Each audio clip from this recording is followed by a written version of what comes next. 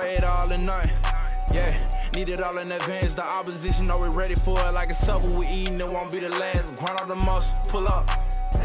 Poker right on the grass. We coming in, take over everything, run it up. Nothing holding me back. 3 in the wood, rushing. I don't like Dutch, don't even matter, you know I'm a face. And when I roll a paper, I like to go double. Run up a check, flip a W, make it an M. I need a couple. Welcome to Takeover, the most underrated sports debate show on YouTube. And I know you're like, there's usually 3 of you. You know what I'm saying? Why is Josh missing? And I find it real funny, almost hilarious that when Josh's team loses, he disappears from the set. And I was really trying to dwell on it. Because, you know, when I'm wrong, you know what happens on occasion. You know, I'm right most of the time. But when I'm wrong, I always show up to the set. When Alabama lost to LSU, Cam was on set. When he was right about the Super Bowl, Cam was on set. He even put his feet where I was, or the camera was viewing me at. And I remember these moments. But when Josh is wrong, he goes over. It's crazy, and it's hard to come for me in the end because I was like, he's an Atlanta fan, so this is part of his process to build up the hype and flame out when it matters, and leave all the fans hanging on 4th of July. Like it just happens, and you know, we don't know where he is, guys. I don't know where Josh is. You go ahead, Deanna. How's it going? Dang, I gotta follow that up. But I'm doing good. I'm just ready. Let's get this episode started. All right. I guess you right with the first question. All right. So, Takeover fans, we have awaited for so long after weeks and weeks of making picks of the playoffs. The finals is finally here. The Phoenix Suns versus the Milwaukee Bucks. Cam, who you got winning in the finals? I'm going to go with the Suns in 6, but I think it's really important to look at what the Bucks have done. So you look at the Milwaukee Bucks right now. You look at their history right now and what they've done in this postseason. A lot of people thought they might have struggled versus Miami. They might have lost that series. They fought against the critics. They won that series. The Brooklyn series, they had some struggles. Even though Kyrie and James Harden went out, it still looked like it was anybody's game. They responded in that series. They won it. You look at the Atlanta Hawks series, Giannis gets hurt. They responded. This team, I feel like can overcome a lot, but I don't see them overcoming this Suns team. I think it comes down to 3 factors for me. The first one is going to have to be coaching. I don't think Coach Bud can coach, and I feel like he really got exposed in the Atlanta Hawks series because he was being outcoached by Nate McMillan left and right. And the problem right now is the high screen pick and roll with the Phoenix Suns because it was the problem with the Hawks too. You saw what Trae Young did in game 1 where he had over 30 points. You see he continued to do that, and there's no adjustment by Coach Bud. He's going to leave Brook Lopez out there to get cooked every single possession, and it's going to become an ongoing problem. My second reason why I won't run is because of Chris Paul, and it comes back to the high screen pick and roll. So what makes it really difficult is the person who's putting the action has to guard the point guard, whoever has the ball at first, who doesn't set the screen. He's really being put on an island where either I'm going to have to play help defense, am I going to back up, or there's going to be a shooter to my left or right. And the thing that makes Chris Paul so tricky is Chris Paul can shoot the mid-range better than anybody else on the court. And so when you're constantly backing up or letting him walk you down like he did multiple times last night, he's going to continually score. I feel like if the Phoenix Suns do win the series, Chris Paul is going to have to be the MVP because I don't feel like anybody can stop him on the defensive side of the ball. Like, he just keeps scoring over and over again. There's a stretch where Chris Paul hits a 3, walks down Bobby Portis, hits another 2. And Devin Booker takes the same shots. They're okay with taking the shots that no one wants to take. And I feel like that's going to be a major problem. My third reason why the Bucks won't win and why the Suns will is because of the major inconsistency. You look at guys like Giannis and Drew Holiday and Chris Middleton. Chris Middleton can score on anybody when he wants to. He has streaks where he just looks unstoppable. Then he has streaks where he doesn't make a shot. He takes a lot of contested shots. It doesn't like it's falling for him. He can't have those inconsistencies in a series like this because Phoenix is gonna play you know what you're gonna get from Phoenix every night. You know they're gonna score a lot. They didn't even shoot well from 3 last night, but you really couldn't tell because they really keep it going. And Giannis, he's gonna take gonna take weird threes. It's gonna be a lot going on. So if they can, so the problem with them is inconsistencies. So if you factor in everything I said when it comes to coaching, how CP3 is waiting for 16 years, and the inconsistencies of the Bucks, I feel like it's gonna be really hard for them to win this series. I got the Suns at 6. All right. So for my pick to win the NBA Finals, I am choosing the Phoenix Suns because I believe they're playing their best basketball at the right time. And not only are they the most consistent, as you alluded to, Cameron, but they're also the most efficient and they are the healthiest. When you look at Chris Paul, every big ups to him for game one because he just completely torched the Milwaukee Bucks. And that game, if not the series prior to that proved to me that he is hungrier than ever. He doesn't want to let this opportunity pass him. And Devin Booker, he doesn't shy away from the big stage and from the big moments as well. And you have DeAndre Ayton as well. He's showing that he's the number one pick. And one thing that I noticed about DeAndre Ayton is that he's a big man that he's not like Karl Anthony Towns or Joel Embiid. He doesn't need the ball in his hands 24/7, which makes him a perfect match for CP3 and Book, especially on the pick and roll. And in my opinion, I believe he's one of the most efficient big men left in the playoffs and or through the playoffs period. And he's shooting 70.9% of 151 field goal attempts. And that is the highest percentage in a single postseason in NBA history. So after looking at game one, the Bucks really couldn't figure out how to stop Phoenix.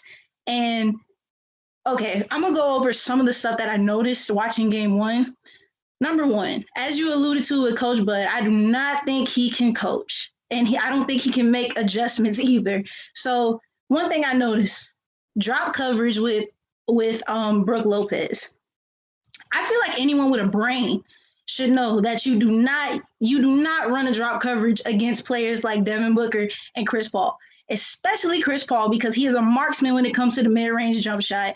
And a drop coverage is basically used to exploit the mid-range jump shot. We saw that what Chris Paul did to Nikola Jokic, and we saw what Devin Booker did to Andre Drummond.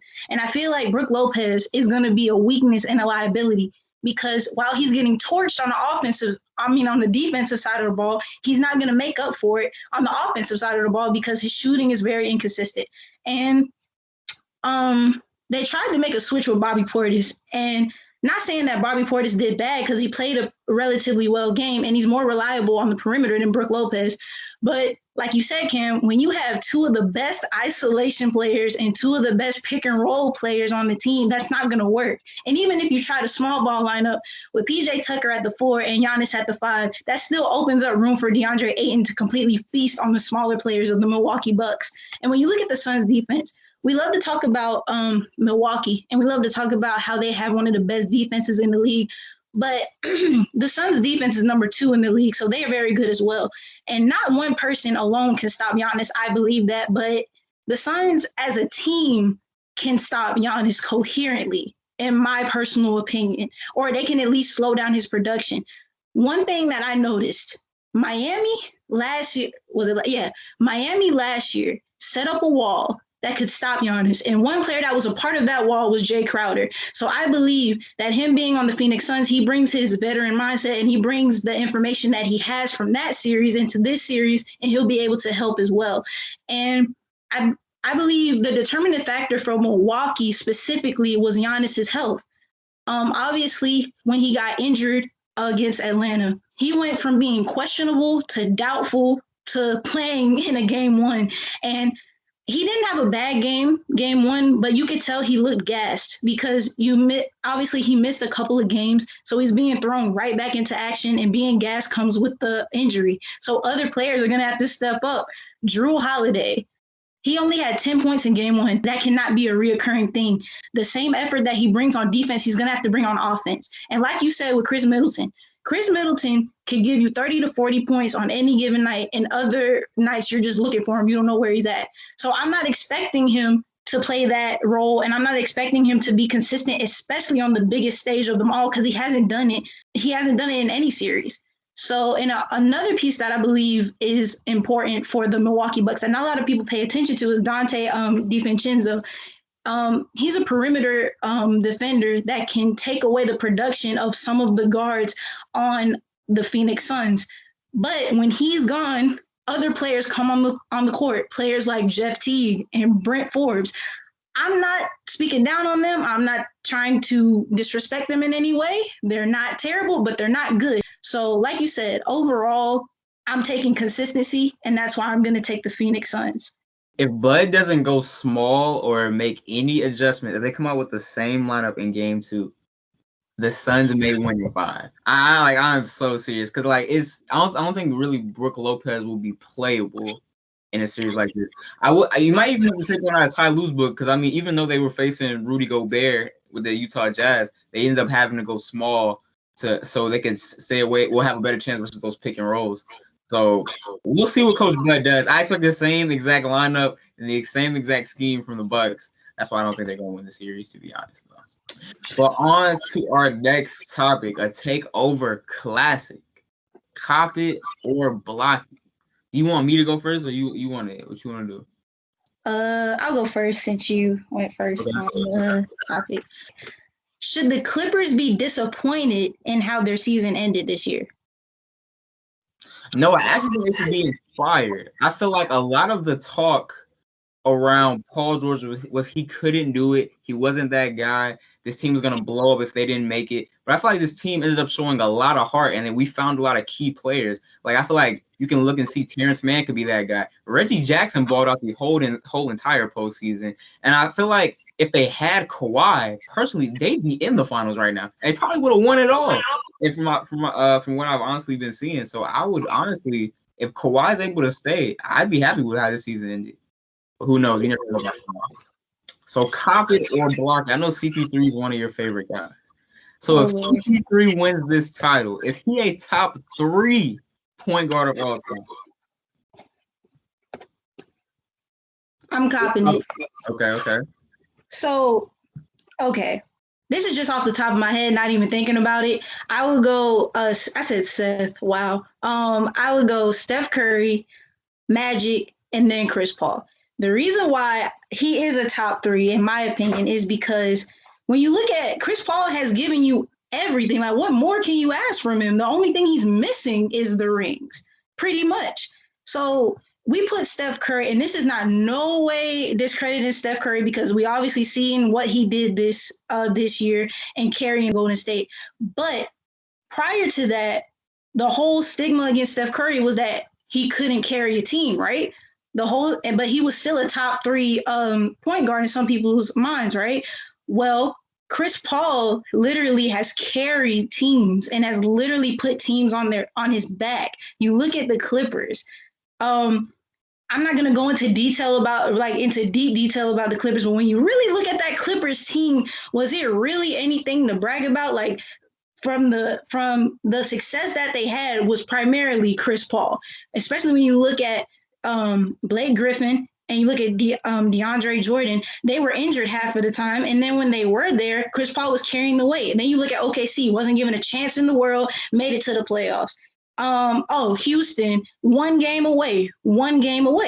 So, and then you look at the Phoenix Suns now, weren't even in the playoffs last year, and now they're there. So you have to give him some credit. And not only that, he's everything that you could want in a point guard, at least in my opinion, because he can give you the mid-range jump shot. He plays defense. He can drive into it. He's a wonderful playmaker, and he's good on the pick and roll. What else could you ask from him? So that's why he is a top 3 point guard. Will Aaron Rodgers be a part of the Green Bay Packers this coming up season? That's such a hard question, to be honest, because nobody really knows. But I'm going to go ahead. I'm going to throw the side up, and I'm going to say block it. I feel like there's been too much damage done to the relationship in the front office to where he'll want to return. And I feel like he's doing other things now, doing Jeopardy. He hasn't shown up to camp. We know how this game goes with star players. So I feel like at the end of the day, they're going to end up having to trade Aaron Rodgers, or he's going to have to go because the relationship is gone with the front office. And I think it was kind of over when it was 4th down and they kicked the field goal instead of letting him go for it. So I'm definitely going to block the point that he's going to be there. Okay. So cop it or block it. And I wish Josh was here for this one. Were the Hawks a fluke this year? Cop it or block it? I'm going to block it. But I will say they did kind of get off easy. And Josh, hear me out. Listen, it's nothing bad. I mean, everybody like you, they can only play in the circumstances that they're handed, right? But when you look at people are going to say, like how you said in the last episode, Cameron, you said that people are going to look at this season and overall, not even just for the Hawks, they're going to look at the entire season and say this was a year that it was riddled with injuries. So I'm going to say they got off easy. But I'm blocking it. All right. So it's funny you asked that question. I have a similar question. The Atlanta Hawks, fully healthy with a fully healthy squad, are making it to the finals next year. See, I'm gonna go ahead and block that. I know I'm known as the Atlanta hater, and I don't know why. I just tell the truth about those guys. But they won't make it because I feel like people are forgetting. So the Nets are still a thing in the East, and so is Milwaukee. And I feel like the Nets are going to be that team to beat because, I mean, they lost this year. Everybody was unhealthy. The Nets are going to be something to deal with next season. So I'm not sure the Hawks are going to make it out of the second round next year. I'm going to go ahead and call it out. I don't know if they're going to make it out of the second round. And so you can go ahead and mark it. I don't know if the Hawks are going to make it out of the second round. So I'm definitely going to block the Hawks going to the finals next year for sure. So for my last pop it or block it question, has Paul George, after this postseason, proved that he is a reliable number 2 this postseason?